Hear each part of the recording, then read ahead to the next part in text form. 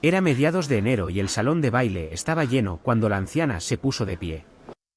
120 invitados habían llegado hasta esa mansión junto al lago, en Lake Forest, al norte de Chicago, para presenciar el compromiso de Dante Ferraro. Hombres que controlaban puertos y sindicatos de la construcción, abogados, políticos, el tipo de gente a la que nadie invita dos veces. A los 37 años, Dante Ferraro era de esos hombres capaces de silenciar una habitación con solo entrar en ella. A su lado estaba su futura esposa, de 31 años, hermosa, adinerada, sonriendo para las cámaras.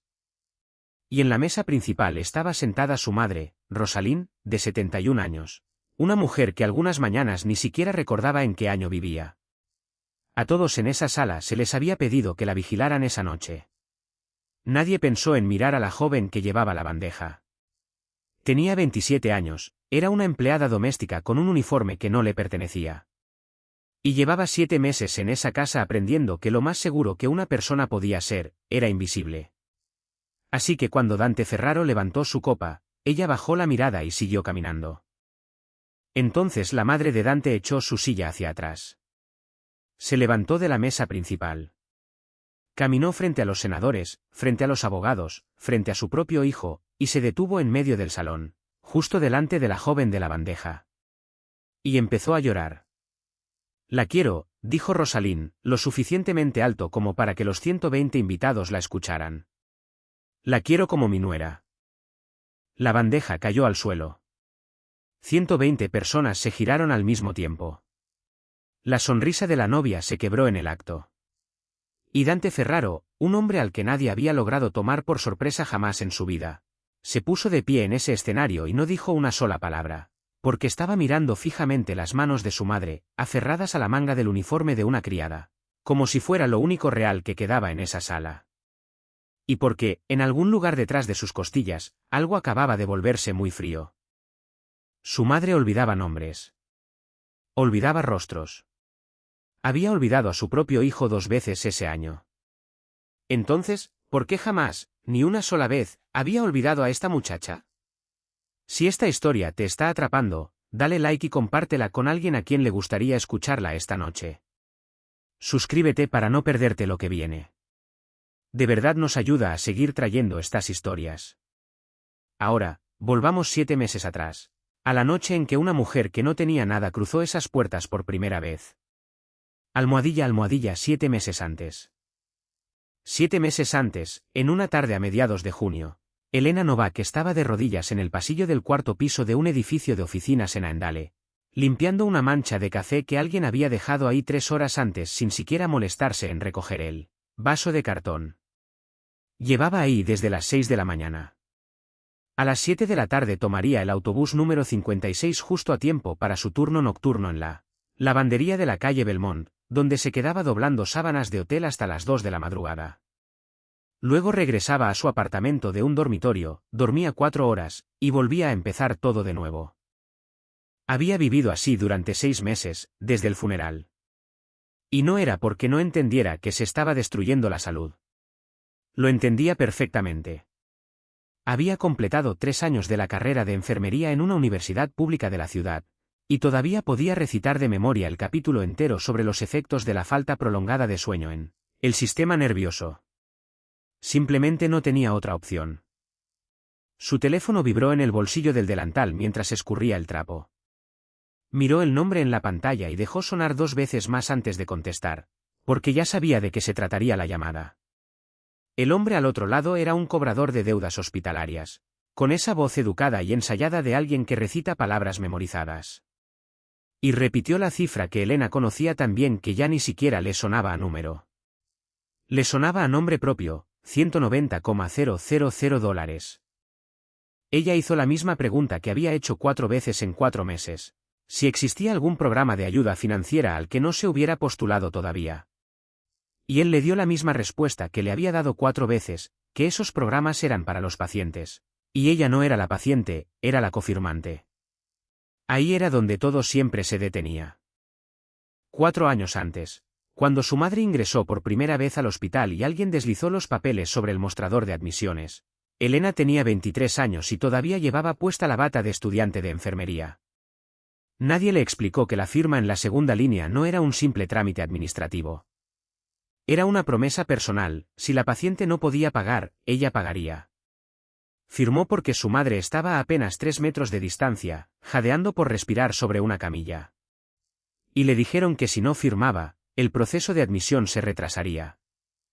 Un año después, cuando la enfermedad avanzó al punto de que ya no podía seguir en la universidad y cuidar a su madre al mismo tiempo, garantizó el ingreso de su madre a un centro de cuidados para la memoria en el lado oeste de la ciudad, y volvió a firmar. Después se dio de baja del semestre de primavera de su tercer año, diciéndose a sí misma que regresaría al año siguiente. Nunca regresó. El Alzheimer de aparición temprana no le daba a nadie un año entero. Se lo llevaba todo, pedazo por pedazo, en un orden que nadie podía predecir. Y lo más cruel no eran las noches en que su madre la llamaba por el nombre de una compañera de clase que había muerto hacía mucho tiempo. Lo más cruel eran las tardes en que su madre estaba completamente lúcida y sabía que se estaba perdiendo a sí misma poco a poco. Cuando tomaba la mano de su hija y se disculpaba por convertirse en una carga, Elena había aprendido a decirle que no había ninguna carga, y lo había repetido tantas veces que ya no sabía a cuál de las dos estaba tratando de consolar. La llamada terminó con la promesa de que volverían a contactarla la semana siguiente. Elena guardó el teléfono en el bolsillo, terminó de limpiar la mancha de café, y se sentó en la escalera de emergencia para abrir el sobre que había guardado en su mochila esa mañana y que había evitado abrir a propósito. Adentro estaba el aviso de matrícula de otoño de la universidad comunitaria donde Tomás cursaba su segundo año. Su hermano menor tenía 19 años y estudiaba ingeniería. Y durante los últimos 6 meses, había tomado en silencio turnos extra en una tienda de autopartes sin decírselo. Elena lo había descubierto solo al ver su uniforme colgado en una silla, secándose. Se había quedado paralizada un largo rato, no porque estuviera enojada, sino porque entendió que si las cosas seguían así, él dejaría la universidad para la próxima primavera, y luego trabajaría 3 empleos a la vez, tal como había hecho su padre años atrás, y el círculo se cerraría exactamente igual que con la generación anterior. Dobló el aviso, lo guardó de nuevo en la mochila, y en ese preciso instante, el teléfono volvió a vibrar. Esta vez era la agencia de empleos donde había enviado una solicitud en abril y que casi había olvidado. La mujer al otro lado habló directo, sin rodeos. Una familia en la que Forrest necesitaba una cuidadora residente para una mujer mayor con demencia, además de algunas tareas del hogar. El puesto requería vivir en la propiedad 6 días a la semana, con habitación privada incluida. Elena preguntó por el salario, y la mujer mencionó una cifra que hizo que Elena le pidiera que la repitiera. Era, aproximadamente, 4 veces el ingreso total que Elena ganaba actualmente entre sus 2 trabajos juntos. Se quedó en silencio el tiempo suficiente como para que la mujer añadiera que había ciertas condiciones. La postulante tendría que firmar un acuerdo de confidencialidad. No podría contarle a nadie dónde trabajaba. No podría llevar amigos ni familiares a la casa. Y había una última condición que la agente leyó con el mismo tono neutro, como si fuera lo más normal del mundo. La postulante no tenía permitido hacer ninguna pregunta sobre los negocios de la familia. Elena preguntó por qué. La mujer guardó silencio exactamente 2 segundos, y luego dijo que si Elena necesitaba hacer esa pregunta, tal vez el puesto no era para ella. Elena se miró las manos, los dedos agrietados por los químicos de limpieza, y pensó en la cifra 190,000, y luego en el uniforme de la tienda de autopartes colgado en la silla. Dijo que aceptaba el trabajo. 2 días después, en una pequeña oficina del centro, firmó 4 documentos que apenas tuvo tiempo de hojear, y uno que leyó con cuidado, el que decía que cualquier incumplimiento de la confidencialidad resultaría en despido inmediato. Firmó en la última línea junto al apellido Novak, y nadie en esa sala pareció reconocer lo que ese apellido significaba.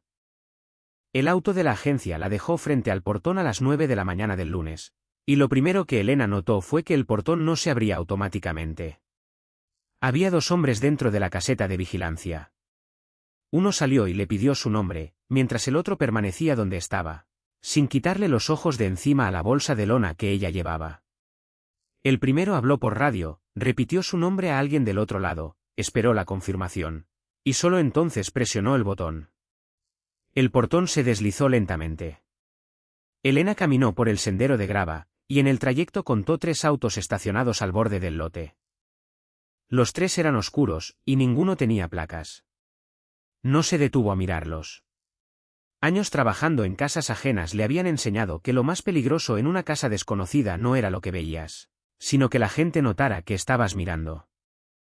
La mujer que la recibió en la entrada lateral tenía unos 58 años, el cabello recogido en un moño prolijo, y una tablilla con papeles entre las manos. Se presentó como Margaret Hall, el ama de llaves de la familia, y no le ofreció la mano. Solo la miró de arriba abajo una vez, y dijo que leería las reglas una sola vez y que no esperaba tener que repetirlas. Elena dejó su bolsa en el suelo y dijo que estaba escuchando. Primero, cuando hubiera invitados en la casa, el personal no tenía permitido iniciar conversación con ellos. Nada de saludos, nada de cortesías, nada de responder preguntas de ningún tipo, salvo indicar dónde estaba el baño. Si un invitado le hablaba, debía bajar la cabeza y seguir caminando. Segundo, toda el ala este de la casa, incluyendo el despacho y las 2 habitaciones contiguas, estaba prohibida. No debía limpiar ahí, ni llevar comida ahí, ni tocar ninguna de esas puertas. Si el dueño de casa necesitaba algo de esa zona, él mismo saldría a buscarlo. Tercero, y aquí Margaret hizo una pausa, bajando la tablilla para mirar directamente a Elena a los ojos. Los teléfonos personales no estaban permitidos en el segundo piso. No debían guardarse en un bolsillo ni ponerse en silencio. Debían quedarse abajo. Había un armario con llave al pie de la escalera para eso.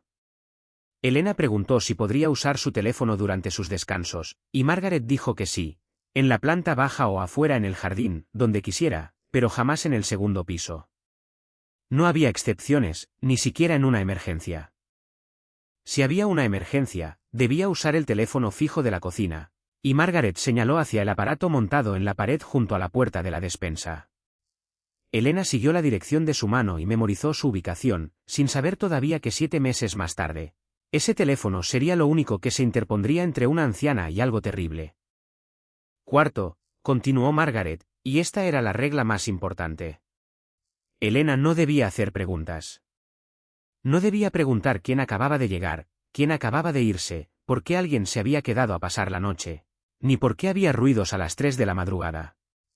Si escuchaba algo mientras trabajaba, debía comportarse como si no lo hubiera escuchado. Si veía algo, debía comportarse como si no lo hubiera visto. Elena hizo solo una pregunta: si la anciana necesitaba ir al médico, ¿a quién debía avisar? Margaret asintió como si esa fuera la primera pregunta correcta que Elena había hecho, y le dijo que debía reportarlo a ella, y solo a ella. Después la llevó a recorrer la casa. Mientras caminaban, Elena contó una cámara al final de cada pasillo, incluyendo el corredor hacia el cuarto de lavado y el paso entre la cocina y la despensa. No había cámaras en la habitación privada de la anciana. Eso, pensó Elena, era al menos un pequeño gesto de decencia. No preguntó por qué una casa necesitaba tantas cámaras. No preguntó por qué los 3 autos de afuera no tenían placas, ni por qué los 2 hombres del portón llevaban abrigos gruesos en pleno junio. Solo notó esas cosas, las fue acomodando en su mente, y entendió que fuera lo que esa familia hiciera, no era el tipo de cosas que aparecían en sus declaraciones de impuestos.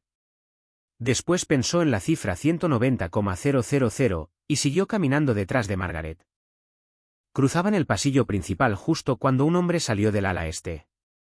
Margaret se detuvo de inmediato y dio medio paso hacia atrás, y Elena hizo lo mismo sin que nadie tuviera que decírselo. El hombre tenía unos 37 años. Sostenía un teléfono, pero no hablaba por él. Y se detuvo al ver a una desconocida en la casa. Margaret dijo que ella era la nueva cuidadora. Él no le preguntó su nombre. La miró exactamente 3 segundos. Y en esos 3 segundos, Elena tuvo la sensación inconfundible de que la habían leído de principio a fin, como si fuera una página sobre un escritorio. Luego se dio la vuelta y siguió hacia las escaleras sin decir una palabra, sin asentir, sin saludar. Margaret esperó hasta que el sonido de sus pasos se desvaneciera por completo antes de continuar, en el mismo tono neutro, diciendo que él era el señor Ferraro y que Elena rara vez necesitaría hablar con él. Esa tarde, mientras Elena subía su bolsa hacia su habitación en el área del servicio, se topó con un hombre más joven al pie de la escalera, de unos 29 años, que parecía estar esperando a alguien. Él la vio forcejear con la bolsa en la puerta, se adelantó para sostenérsela, y le dijo que había café recién hecho en la cocina todo el día, que nadie cobraba por él, y que si alguna vez se perdía, podía preguntarle a él. Se llamaba Nico. Fue lo primero amable que alguien le decía a Elena desde que había cruzado ese portón. Ella le agradeció, cerró la puerta de su cuarto, se sentó al borde de la cama, y empezó a contar hacia atrás los meses que le quedaban por soportar ahí. Margaret la llevó arriba a las 4 de esa tarde y se detuvo frente a la última puerta al final del pasillo. Entonces le contó a Elena algo que había guardado a propósito para el final. La señora Ferraro había despedido a 4 cuidadoras en los últimos 10 meses, y la que más había durado se quedó solo 13 días. Elena preguntó por qué las habían despedido. Margaret dijo que no lo sabía, porque la señora Ferraro nunca daba explicaciones. Simplemente miraba a una persona un momento, le decía que se fuera, y jamás cambiaba de opinión. Margaret tocó 2 veces y abrió la puerta sin esperar respuesta. La mujer sentada en el sillón junto a la ventana tenía 71 años, la espalda recta, las manos apoyadas en los brazos del sillón, y giró la cabeza antes de que Margaret pudiera decir nada. Miró a Elena de arriba abajo exactamente de la misma forma en que su hijo la había mirado esa mañana en el pasillo principal, y le dijo que se fuera. Margaret comenzó a explicar que Elena era la nueva cuidadora y que tenía las credenciales necesarias, pero la señora Ferraro la interrumpió, diciendo que no había preguntado qué credenciales tenía la muchacha. Le había dicho que se fuera. Margaret se volvió hacia Elena con la expresión de alguien que ya había presenciado esa escena 4 veces. Elena no se movió. No sonrió, no suavizó la voz, no dio un paso más cerca. Solo se quedó de pie en el umbral y dijo que sí, que se iría, pero que se sentaría en el pasillo. Y que si la señora Ferraro necesitaba algo, podía llamarla. Entonces sí se fue. Cerró la puerta, sacó la silla de madera del pasillo, y se sentó. Margaret la observó un largo momento, y luego bajó las escaleras. Elena se quedó ahí 4 horas. No tocó la puerta ni una sola vez. A las 8 de la noche, la puerta se abrió y la señora Ferraro apareció con una mano apoyada en el marco, preguntando qué hacía ahí Elena. Elena dijo que estaba esperando. La mujer preguntó a quién esperaba. Elena dijo que la esperaba a ella. La señora Ferraro la miró fijamente largo rato, y no había nada ausente ni desenfocado en esa mirada. Había algo tan afilado como un cuchillo. Luego le dijo a Elena que no se imaginara que era la primera persona en pensar en sentarse frente a esa puerta. Elena dijo que no se lo imaginaba. La mujer retrocedió hacia el cuarto y dejó la puerta abierta. Así fue como Elena entró a esa habitación por primera vez. Los siguientes 3 días transcurrieron en un estado que Elena, en privado, llamaba tregua. La señora Ferraro no le dirigía más de 5 frases al día, pero tampoco la despedía. Al final de la tarde del 4.º día, estaba sentada en su lugar de siempre cuando se giró y le preguntó a Elena si alguien lo había llamado, porque él había dicho que estaría en casa antes de la cena. Elena sabía que el esposo de la señora Ferraro había muerto 6 años antes. Margaret se lo había dicho el primer día, junto con la instrucción de que si la anciana lo mencionaba, Elena debía decir con suavidad que estaba de viaje. Elena no dijo que estaba de viaje. No dijo que había muerto. Y no le dijo que le había hecho la misma pregunta el día anterior. En cambio, le hizo otra pregunta, que le gustaba tomar. La señora Ferraro parpadeó y su expresión se suavizó un poco. Luego dijo, café, bien cargado, sin azúcar, y que él siempre se quejaba de que nadie en esa casa sabía preparar un café decente. Elena bajó y preparó 2 tazas. Las subió, puso una frente a la señora Ferraro y la otra al otro lado de la mesita, y se sentó en su propia silla en el rincón del cuarto, sin decir nada más. La señora Ferraro se quedó mirando la segunda taza de café largo rato. No la tocó. No volvió a hacer preguntas sobre su esposo el resto de esa tarde. Cuando la oscuridad ya había caído por completo afuera, dijo, sin mirar hacia Elena, que las 4 cuidadoras anteriores le habían dicho que él estaba muerto, y lo habían dicho con esa voz que usa la gente cuando le explica algo a un niño. Elena dijo que sabía que había muerto. La señora Ferraro dijo que ella también lo sabía. La mayoría de las veces, lo sabía. Lo peor no era olvidar. Era que alguien la corrigiera en el instante mismo en que olvidaba. Al día siguiente, Elena subió una pequeña grabadora de voz que había comprado con un adelanto de su sueldo en una tienda de electrónica cerca de la parada del autobús. La puso sobre la mesa, le mostró a la señora Ferraro el botón rojo, y le dijo que si había algo que quisiera recordar, podía presionarlo y hablarle a la grabadora, y que nadie escucharía sin su permiso. La señora Ferraro la tomó, la examinó, y preguntó si Elena creía que ella era el tipo de persona que necesitaba algo así. Elena dijo que creía que todos necesitaban un lugar donde guardar las cosas que no querían perder. La señora Ferraro la dejó sobre la mesa, junto a la lámpara, y no dijo nada más. Esa tarde mencionó de repente el pastel de ricota con almendras, el que su madre horneaba en cada fiesta cuando ella era niña en el barrio de la calle Taylor, y dijo, casi con reproche, que nadie en esa casa sabía prepararlo. Elena preguntó si alguna vez habían escrito la receta. La señora Ferraro dijo que no lo recordaba.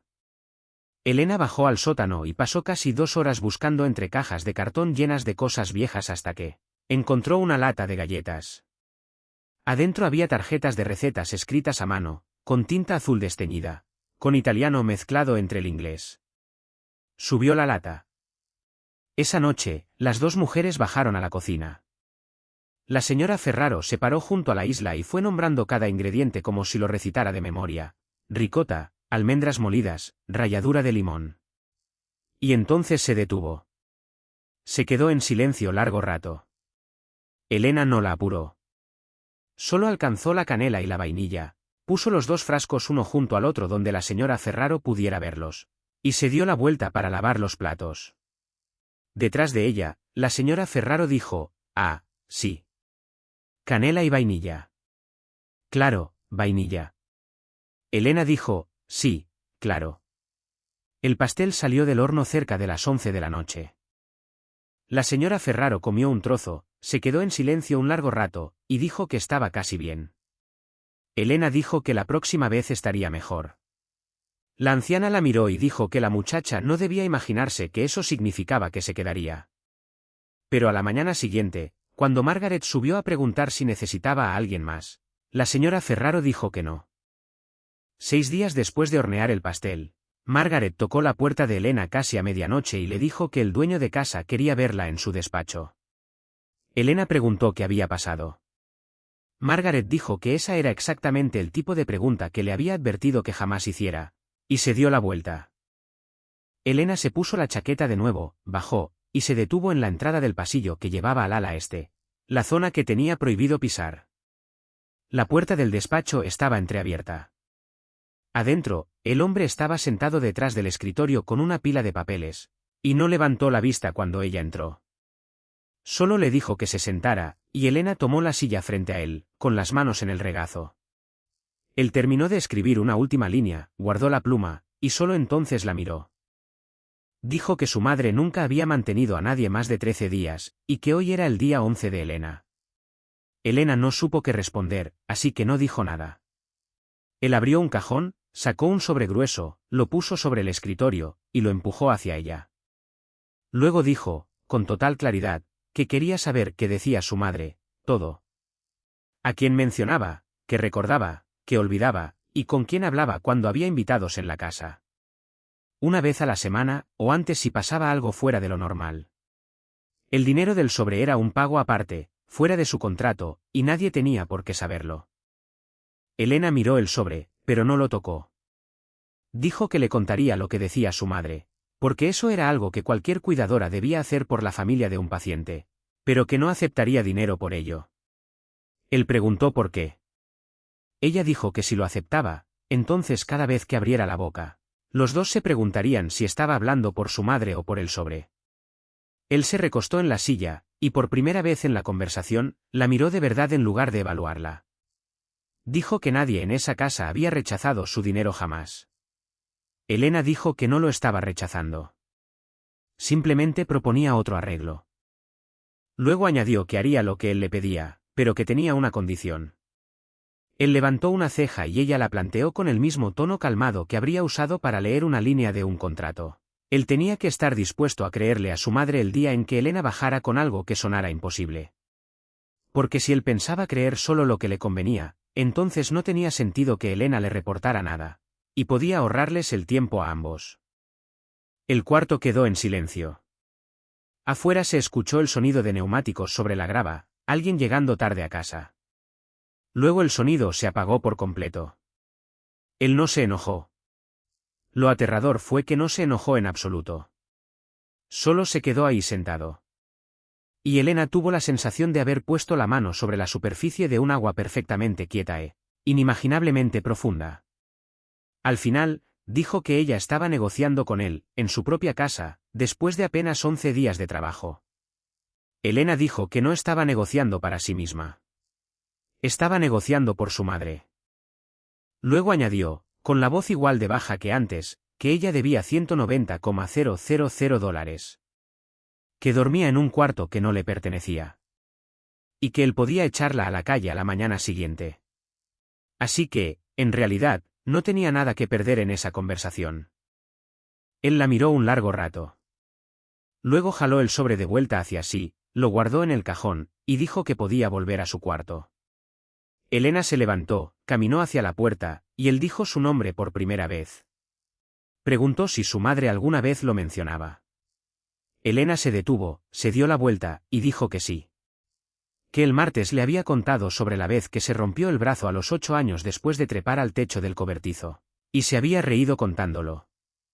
Elena no añadió que media hora después, su madre había preguntado a qué hora llegaría su hijo a casa. Él asintió apenas, casi imperceptiblemente, y bajó la mirada hacia la pila de papeles. Cuando la puerta se cerró detrás de ella, Dante Ferraro se quedó inmóvil en ese cuarto un largo rato, pensando en una noche de otoño 3 años atrás. Cuando el teléfono sonó a las 2 de la madrugada y un oficial de policía estatal le preguntó si era familiar de una anciana llamada Rosalind Ferraro.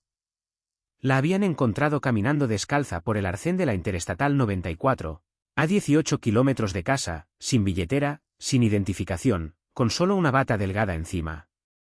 Cuando Dante llegó, ella estaba sentada en la parte trasera de la patrulla, envuelta en una manta que uno de los oficiales le había dado. Él abrió la puerta del auto, se arrodilló frente a ella, y la llamó por el nombre que había usado durante 34 años. Ella lo miró largo rato, con perfecta cortesía, y le preguntó quién era.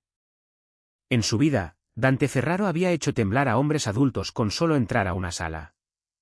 Esa noche, en el arcén de la autopista, no supo qué hacer con las manos. Se quitó el abrigo y se lo puso sobre los hombros a su madre. Y mientras lo hacía, comprendió algo que nunca antes había tenido que enfrentar. Había cosas que no se podían comprar, ni amenazar hasta someterlas, ni arreglar con nadie de toda su organización. Apagó la lámpara del escritorio y se quedó sentado en la oscuridad un rato. Las palabras de la muchacha seguían intactas en su mente. Y lo que lo inquietaba no era que ella se hubiera atrevido a decirlas. Era que no estaba seguro de poder cumplir esa promesa. Para el tercer fin de semana, Margaret anunció que habría invitados a cenar el sábado por la noche y le recordó a Elena la primera regla. Elena preguntó si debían bajar a la señora Ferraro, y Margaret dijo que sí. Se sentaría a la mesa porque el dueño de casa lo había pedido. Los invitados llegaron a las 7. La mujer tenía 31 años, hija de una familia de bienes raíces cuyo apellido Elena había visto en carteles de construcción a orillas del río, y entró a la casa con el aire de alguien ya acostumbrada a pensar que pronto sería suya. Fue directo hacia la señora Ferraro, se agachó para besarle la mejilla, y la llamó mamá. El segundo invitado era un hombre de unos 41 años, con el cabello entrecano, a quien Nico se dirigió en voz baja como «Señor Kane» al abrirle la puerta. En la cocina, Margaret explicó brevemente que era Víctor Kane, que había trabajado con el dueño de casa durante 15 años, y que era la única persona fuera de la familia con permiso para entrar al ala este. La cena duró 2 horas. Elena entraba y salía del comedor sirviendo la comida, observando sin parecer que observaba. Sienna Blake estaba extremadamente atenta con la señora Ferraro. Le cortó la carne del plato en trozos pequeños antes de que la señora Ferraro tuviera oportunidad de tomar el cuchillo. Le recordó que bebiera agua, y apartó la porción de pastel con almendras porque, según explicó, mamá, no podía comer frutos secos duros. La señora Ferraro dijo que llevaba comiendo almendras desde los 4 años. Sienna sonrió y dijo que lo sabía, pero que las cosas eran distintas ahora, mamá. Y lo dijo con una voz tan suave que nadie en la mesa pareció encontrarle nada extraño. Luego se giró hacia Dante y empezó a hablar de la boda, de que septiembre junto al lago sería precioso, pero que octubre daría mejor luz para las fotografías, y de aproximadamente cuántos invitados traería su familia. Dante escuchaba y asentía de vez en cuando, sin hacer promesas concretas. Víctor Kane apenas habló. Le hizo una pregunta a la señora Ferraro sobre el viejo barrio de la calle Taylor, y luego se quedó escuchándola hablar 10 minutos sin interrumpirla una sola vez, y cuando ella repitió algo que ya le había contado, asintió como si lo escuchara por primera vez. Elena pensó que era el comportamiento más amable que había presenciado en esa mesa. Lo anotó mentalmente, y luego lo olvidó. A las 9:30, Dante y Víctor se metieron al ala este. Elena llevó a la señora Ferraro arriba a su cuarto, volvió a la cocina a limpiar. Y mientras cruzaba el pasillo corto que conectaba la cocina con la sala, escuchó la voz de Siena. Le estaba hablando a Margaret. Su voz era completamente distinta. No era más fuerte ni más filosa. Simplemente se había vuelto plana y práctica. El tono que la gente usa para hablar de muebles. Le dijo a Margaret que había que guardar todas las fotografías viejas de los estantes de la sala. Margaret preguntó si se refería a todas. Siena dijo, todas, guardadas, no botadas. Luego añadió que la casa vivía en el pasado. Que cada vez que la anciana veía una fotografía de su difunto esposo, empezaba a preguntar cuándo llegaría a casa, y nadie podía tratarla mientras eso siguiera pasando. Dijo que hasta el médico había recomendado limitar todo lo que le causara desorientación. Elena se detuvo en la esquina. Se quedó completamente inmóvil, el trapo de limpieza todavía en la mano, y siguió escuchando. Siena dijo que no era una mala persona. Era simplemente la única persona en esa casa dispuesta a decir la verdad. Dante se engañaba a sí mismo. Esa casa no era una instalación médica. No había personal capacitado de guardia por las noches, ningún botón de emergencia, y nadie capaz de manejar la situación si la señora Ferraro se caía en el baño a las 3 de la madrugada. Había centros especializados, los mejores del estado, donde la lista de espera era de 2 años, pero la familia Blake tenía contactos. Esos lugares tenían protocolos, médicos de guardia, y todo lo que una persona en su condición necesitaba. Mantenerla ahí no era amor. Era egoísmo disfrazado de algo hermoso. Margaret no dijo nada. Siena continuó, diciendo que no plantearía el tema con Dante todavía, porque él no estaba listo. Pero que después de la boda, la conversación tendría que darse, y esperaba que Margaret entendiera que cuando llegara ese momento, Siena necesitaría a alguien de su lado. Elena se quedó ahí y comprendió que lo que la heló no fue lo que Siena decía. Fue que cada frase era medio verdad. La casa realmente no tenía un botón de emergencia. Realmente no había nadie de guardia por las noches, salvo Elena. Y si alguien grababa esa conversación entera y se la reproducía a un panel de 10 desconocidos, los 10 creerían que esa mujer se preocupaba por una anciana. Elena dio media vuelta, regresó por donde había venido, y rodeó por la puerta de la despensa para no tener que cruzar la sala. Luego volvió a la cocina y terminó de lavar los vasos. No le contó a Margaret que las había escuchado. Tampoco lo anotó en ningún lado. Llevaba solo 3 semanas trabajando ahí. Debía $190,000, y entendía perfectamente la posición de alguien recién llegado a una casa donde todos ya habían elegido un bando. Esa noche, cuando subió a hacer su última revisión, la señora Ferraro seguía despierta. Preguntó si esa muchacha se había ido. Elena dijo que sí. La señora Ferraro se quedó en silencio un momento, y luego dijo que la muchacha le había cortado la carne del plato. Elena dijo que sí, lo había visto. La anciana dijo que tenía 71 años y que había manejado su propia vida durante 71 años, y que lo peor no era que la trataran como a una niña.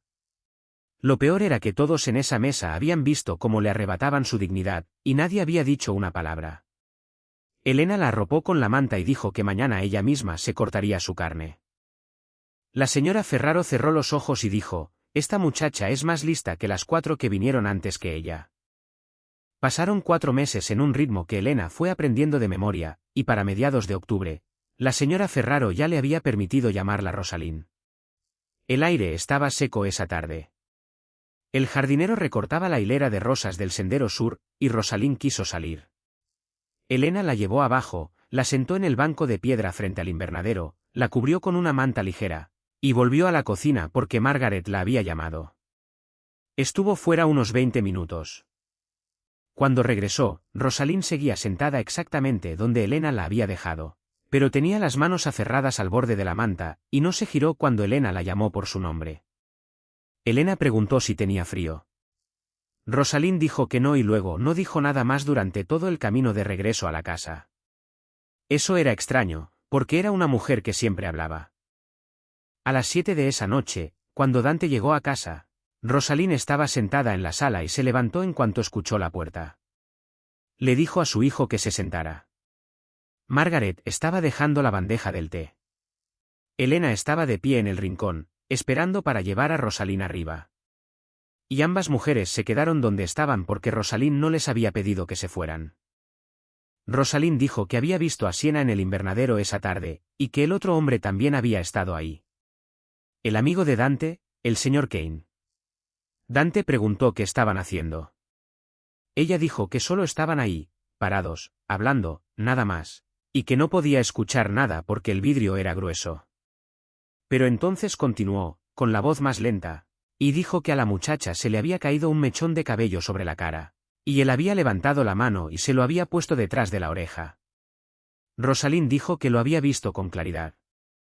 Dante no respondió de inmediato.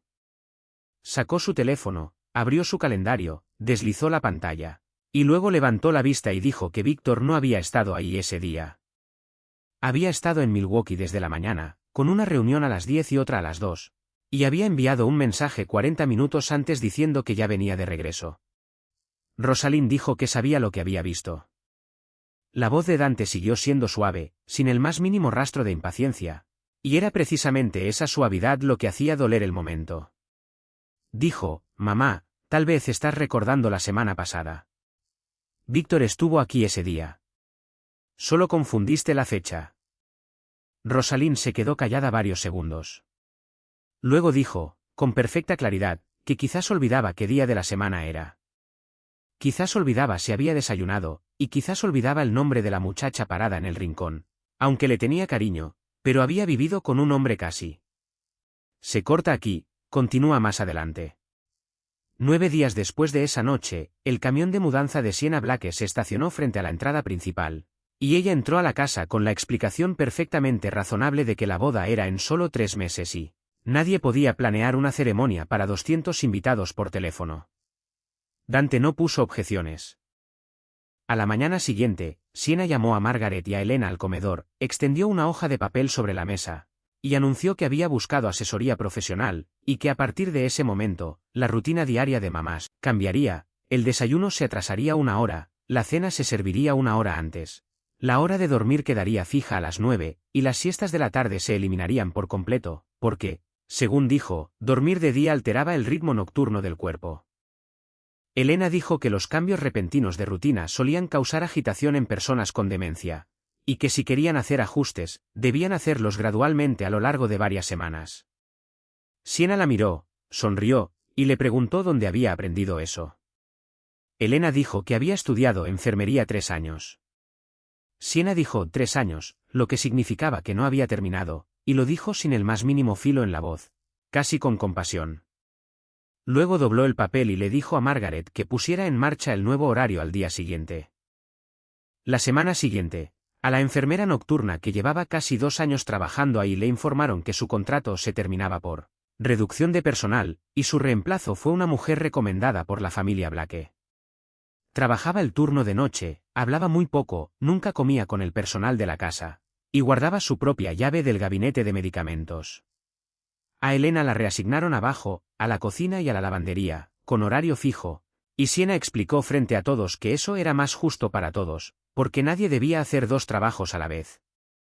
Añadió que la señorita Novak todavía podía subir a visitar a mamá cuando tuviera tiempo.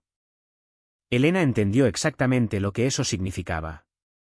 Había 22 escalones entre el segundo piso y la cocina.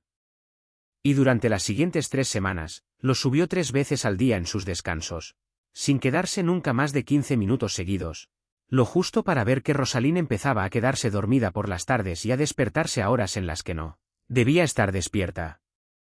La 23ª noche, cerca de las 3 de la madrugada, un alboroto despertó a todo el piso.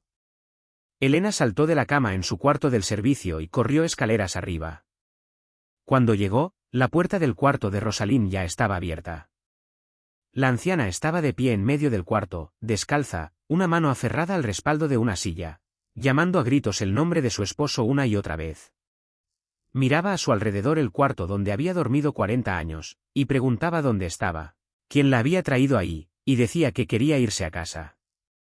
La enfermera nocturna estaba parada en la puerta, con un vaso de agua en la mano, sin moverse para entrar. Al fondo del pasillo, la puerta de la habitación principal se abrió. Siena salió con el cabello recogido a las apuradas, miró la escena exactamente 3 segundos, y le dijo a la enfermera que se encargara, sin alzar la voz. Añadió que para eso le pagaban. Luego volvió adentro y cerró la puerta. El clic de la cerradura se escuchó claramente en todo el pasillo. La enfermera dejó el vaso de agua sobre la mesita afuera del cuarto y dijo que iba a preparar algo para calmar a Rosalind. Elena pasó a su lado, entró al cuarto, y le dijo que lo dejara así. No encendió la luz. Solo cerró la puerta para bloquear el ruido del pasillo, y luego se sentó en el suelo con la espalda apoyada contra el pie de la cama, a unos 2 pasos de donde Rosalind estaba de pie, sin extender las manos hacia ella. Con voz normal, sin arrullarla ni consolarla, Elena dijo que afuera hacía frío y adentro hacía calor, y que Rosalind podía quedarse de pie el tiempo que quisiera, porque Elena se quedaría sentada ahí mismo. Rosalind preguntó dónde estaba.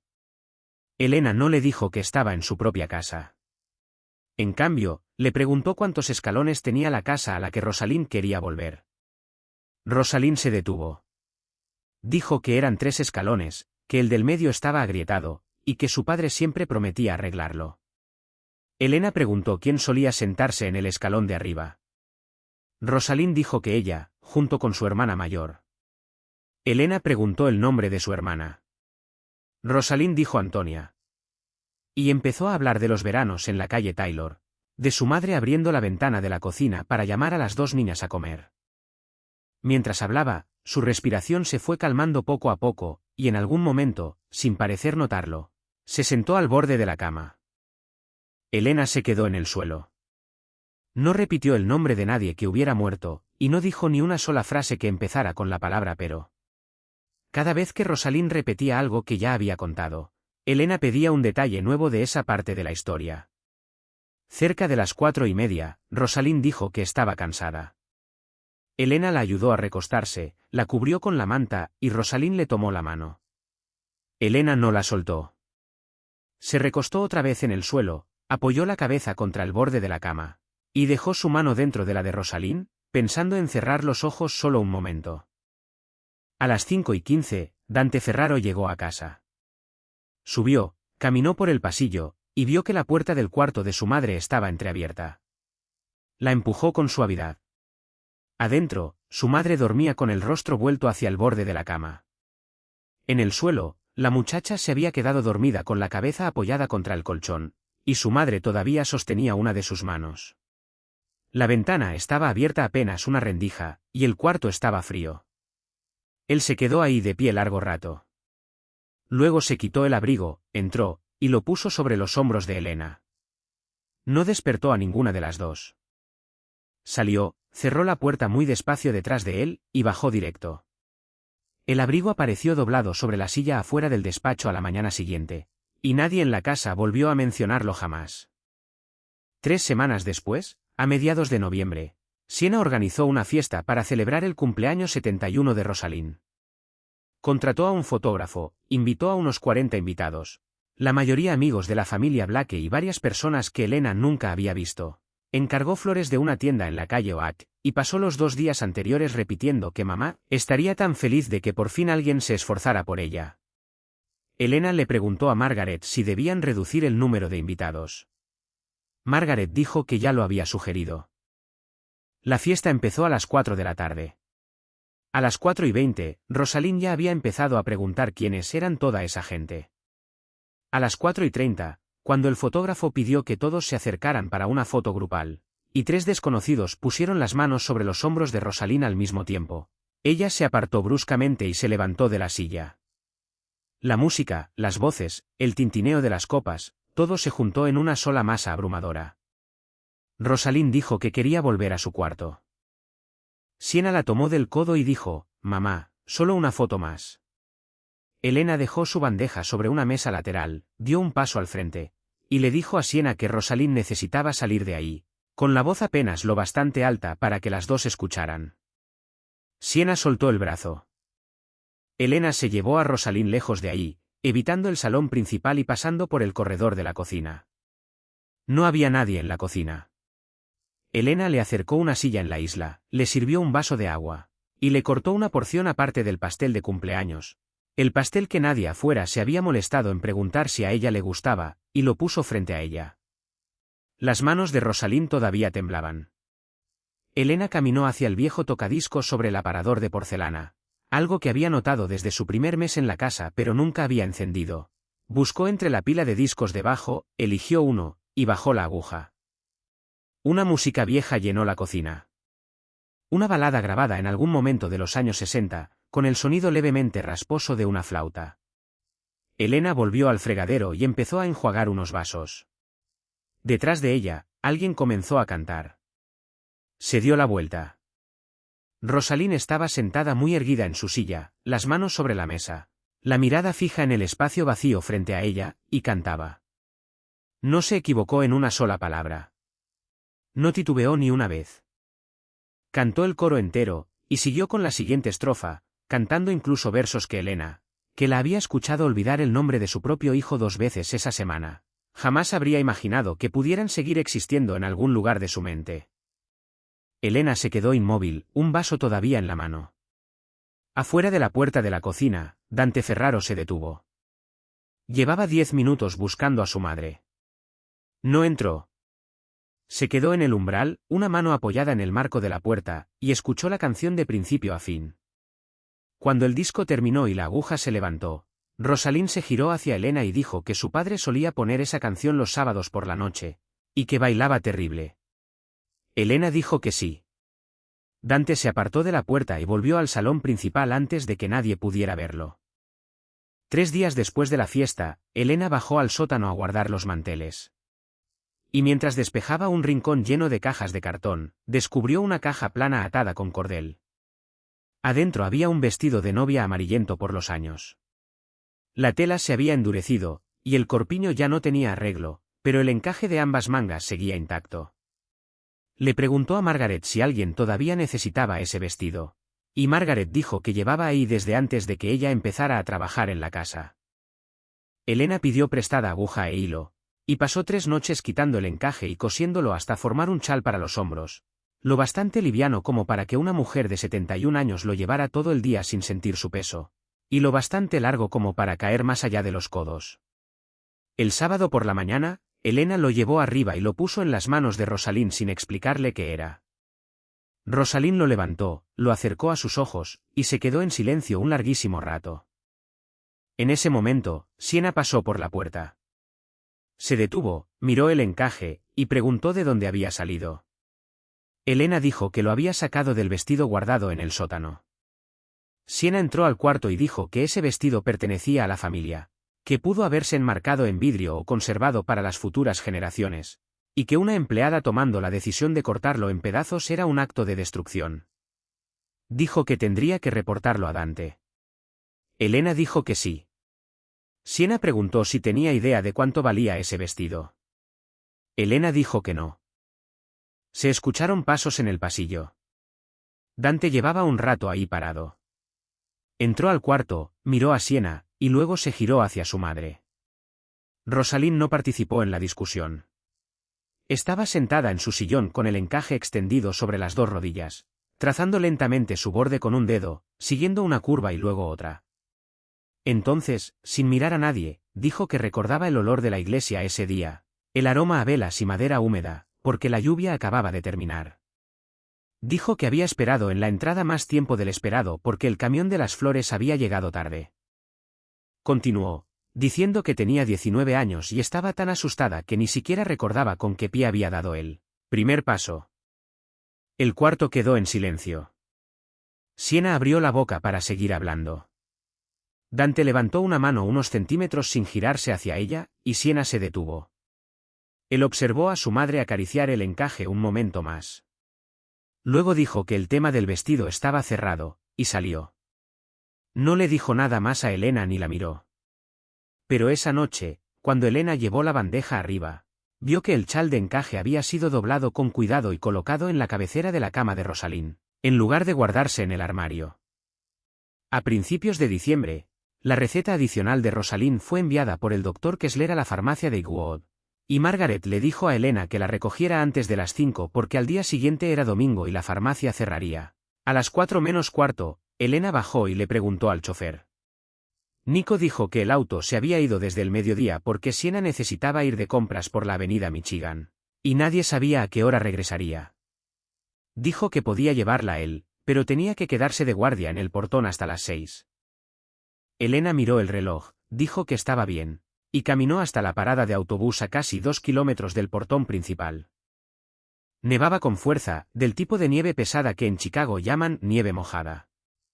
Y para cuando llegó a la mitad del camino, tenía ambos pies empapados. Había recorrido unas 2/3 partes de la distancia cuando unos faros la iluminaron por detrás. El auto redujo la velocidad, luego se detuvo junto a ella. La ventana bajó. Dante Ferraro la miró y no le preguntó qué hacía ahí. Simplemente le dijo que subiera. Elena dijo que estaba empapada. Él dijo que eso no era lo que había preguntado. Ella abrió la puerta trasera y él le dijo que se sentara adelante. El auto estaba caliente. Él no puso música. Se incorporó a la carretera principal y preguntó a dónde iba. Ella dijo que a la farmacia de Eggwood. Él asintió y giró en esa dirección. Unos minutos después, le hizo una pregunta que ella no esperaba. Preguntó por qué había aceptado ese trabajo. Elena dijo que era por el pago. Él dijo que ya sabía lo del dinero, la agencia le había hablado de la deuda. Dijo que quería saber por qué había elegido este trabajo en particular, cuidar a alguien como su madre, cuando podría trabajar las mismas horas en casi cualquier otra cosa sin tener que pasar la noche en la casa de un extraño. Elena guardó silencio un momento mientras los limpiaparabrisas se movían en un ritmo constante. Luego dijo que ya había hecho ese trabajo 4 años sin que le pagaran. Sin mirarlo, continuó diciendo que la gente solía pensar que lo más terrible era que te olvidaran. Dijo que eso no era lo más terrible. Le contó de una tarde en la clínica cuando su madre estaba sentada ahí mismo, completamente lúcida, con las manos en el regazo. Y el médico se había girado hacia Elena y había empezado a hablar de su madre en tercera persona. ¿Todavía podía comer sola? ¿Se perdía a menudo? Necesitaría supervisión. Elena dijo que fueron 15 minutos de ella esto y ella aquello, en un cuarto con 3 personas, y ni una sola vez le había hablado directamente a su madre. Elena dijo que su madre había escuchado cada palabra. De camino a casa, había tomado la mano de Elena y le había preguntado si ahora se había convertido en un caso. Elena le dijo a Dante que ese fue el día en que se dio de baja de sus estudios. No fue porque la enfermedad de su madre hubiera empeorado. Fue porque Elena comprendió que si ella no estaba presente en esos cuartos, ya no quedaría nadie que llamara a su madre por su nombre. Dante no dijo nada por un largo tramo del camino. A ambos lados se alzaban filas de árboles desnudos con nieve pegada a las ramas en parches desiguales. Luego dijo que 3 años antes él había estado sentado en un cuarto igual a ese. Elena no preguntó nada más. Cuando llegaron a la farmacia, ella entró, recogió el medicamento, firmó, y volvió a encontrar el auto exactamente donde lo había dejado, con el motor encendido. En el camino de vuelta, él le hizo otra pregunta. Preguntó si le tenía miedo. Elena pensó en los 2 hombres del portón, en los autos sin placas, en el ala este, en la forma en que Margaret retrocedía medio paso cada vez que él pasaba. Dijo que sí. Le dijo que le tenía miedo. Luego añadió que le tenía más miedo a la deuda. No lo dijo para complacerlo, sino porque era la verdad. Él podía despedirla en cualquier momento y ella perdería un trabajo. Pero esa cifra la seguiría el resto de su vida, y a esa cifra no le importaba cómo se sintiera. Él mantuvo la vista en el camino y dijo que la mayoría de la gente que le tenía miedo lo negaba. Elena dijo que no tenía razones para mentir. Él ya conocía esa cifra antes que ella. Dante no sonrió, pero algo en la comisura de su boca cambió. Preguntó cómo había estado su madre ese día. Elena dijo que Rosalín había dormido una hora por la tarde. Había recordado el nombre de su antiguo cartero esa mañana, y había preguntado 2 veces esa tarde qué día de la semana era. Él preguntó si había vuelto a mencionar el invernadero. Elena dijo que no, no lo había vuelto a mencionar. Consideró sus siguientes palabras exactamente 2 segundos, y añadió que el hecho de que Rosalín no lo mencionara de nuevo no significaba que lo hubiera olvidado. Dante no respondió. No prometió volver a preguntarle a Víctor, no dijo que lo investigaría, no dijo absolutamente nada. Solo condujo. En el portón, se detuvo frente a la entrada del área de servicio en lugar de la entrada principal, y le dijo que entrara por la cocina para no mojar el piso del vestíbulo. Elena le agradeció y bajó del auto. Había dado 3 pasos cuando él bajó la ventana y dijo su nombre. Luego dijo que la próxima vez que el auto no estuviera disponible, se lo dijera a él, y que no caminara. Ella dijo que sí. Arriba, detrás de las cortinas de la ventana de la habitación principal, Sienna Blake observaba el auto estacionado en el patio. Vio abrirse la puerta del copiloto, vio bajar a la muchacha, y se quedó ahí hasta que ambos desaparecieron de su vista. En la segunda semana de diciembre, un camión de reparto trajo 4 cajas de adornos navideños que Sienna había encargado, y los trabajadores las dejaron todas en la entrada de la cocina. Elena estaba tratando de arrastrar la segunda caja sobre el umbral cuando Nico pasó, dejó su radio, y la levantó con una mano. Preguntó qué llevaba dentro que pesaba tanto. Ella dijo que no sabía, solo le habían pedido que la llevara al depósito. Él abrió la caja, miró adentro, y dijo que había 32 renos de porcelana ahí, y preguntó cuántos renos creía ella que necesitaba una casa antes de tener suficientes. Elena se rió.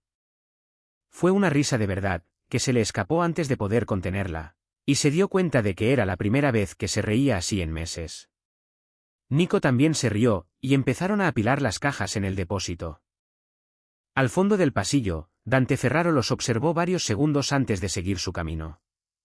No le dijo nada a Nico. Pero esa tarde, cuando Elena bajó la bandeja de té, él estaba sentado en el comedor con un expediente frente a él, y levantó la vista para preguntarle de qué se había reído esa mañana. Elena titubeó medio segundo. Dijo que había sido por los renos de porcelana. Él preguntó si eso era todo. Ella dijo, sí, eso fue todo. Él la observó otro instante, y luego bajó la mirada hacia sus papeles. Desde la puerta, Sienna dijo, con una voz tan ligera como si estuviera bromeando, que él jamás le había preguntado a Nico de qué se reía. Solo se lo había preguntado a ella. Dante no levantó la vista.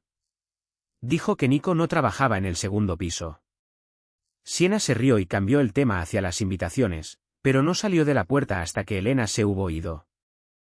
Esa noche, mientras Elena caminaba de la lavandería a su cuarto, Sienna la esperaba en la curva del pasillo. No le bloqueó el paso. Solo se quedó ahí, con los brazos cruzados sobre el pecho, y dijo que quería hablarle de mujer a mujer. Elena se detuvo. Sienna dijo que entendía de verdad, que trabajar en una casa así hacía muy fácil empezar a imaginar cosas. Le pasaba a todo el mundo. Una persona recibía un poco de atención, le hacían un par de preguntas, y empezaba a contarse una historia. Sienna dijo que Dante era amable a su manera, y que podía sentirse agradecido con Elena por todo lo que había hecho por su madre, y que esa gratitud era genuina, pero la gratitud no era otra cosa. Los hombres en su posición no se casaban con mujeres en la de ella. Sienna no levantó la voz al decirlo. Habló casi como si tratara de ayudar. Luego añadió que se lo decía para que Elena no perdiera el tiempo, porque había visto lo mismo pasar muchas veces en las casas de sus amigas, y nunca terminaba bien para la persona que se quedaba abajo. Elena escuchó cada palabra. No se sonrojó ni discutió. Solo dijo que había entrado a esa casa a pagar una deuda, no a buscar marido. Y que cuando la deuda estuviera pagada, se iría. Sienna la miró un momento, y luego dijo, bien. Entonces nos entendemos. Elena dijo que sí, y siguió su camino. En su día libre de esa semana, Elena tomó el autobús a Endale para visitar a Tomás.